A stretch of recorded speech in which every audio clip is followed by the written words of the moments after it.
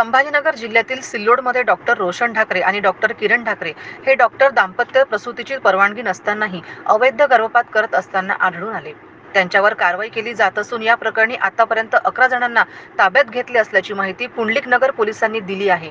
गेल्या 3 दिवसापासून या रॅकेटचा पाठपुरावा करण्यात पोलिसांना यश आले आहे। एक मोठे रॅकेट पोलिसांच्या हाती लागले आहे। मोकळ्या जागेवर अर्भकांचे तुकडे करून पिशवीत भरून देत असल्याचा धक्कादायक प्रकार उघडकीस आला आहे।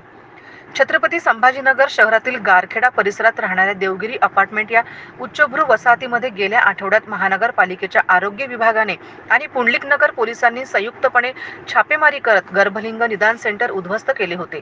या प्रकरणी पॉलिटेक्निक करणाऱ्या एका 19 वर्षीय तरुणीला आणि तिच्या आईला पोलिसांनी ताब्यात घेतलं।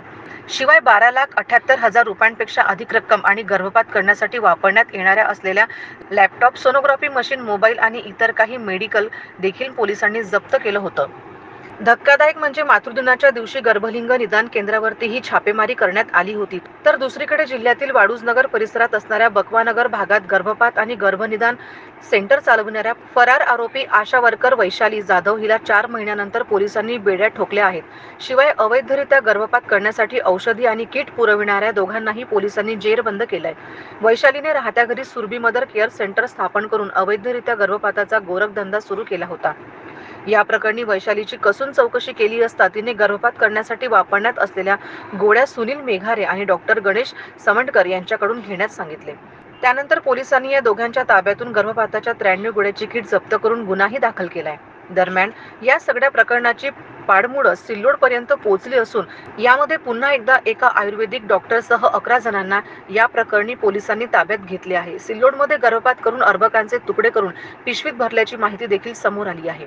ही जिल्ह्यातील सर्वात मोठी कारवाई आहे। आतापर्यंत जिल्ह्यात या प्रकरणांमध्ये 15 ते 16 जणांना पोलिसांनी ताब्यात घेतलं असून या प्रकरणाची सखोल चौकशी पोलीस करत आहेत। आतापर्यंत आपण 11 आरोपी ताब्यात घेतले आहेत। पहिल्या दिवशीच्या कारवाईत आपण सविता थोरात, साक्षी थोरात, नंतर सदाशिव काकडे, कृष्णा नाटकर आणि धर्मराज नाटकर यांना पहिल्या दिवशी अटक केली।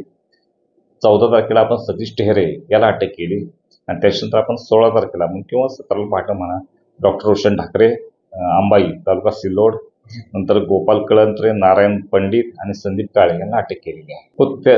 त्या दृष्टीने आपला तपास चालू आहे। एक याला वाळूज पोलिसांना गुन्हा दाखल आहे, त्यांचा तपास सुरू आहे। तसंच बेगमपुरा पोलिसांना 23 मध्ये गुन्हा दाखल आहे। त्या गुन्ह्यात ही सविता थोरात परत साक्षी थोरात त्या आरोपी होत्या।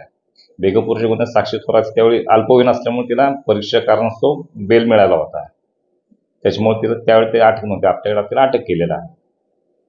सिल्लोडमध्ये ज्या जागेवर आपण छापा टाकला तिथे ते अर्भक तुटल्या जात होते, तिथे एकच अर्भक आढळून आलं की नेहमी असं घटना होत?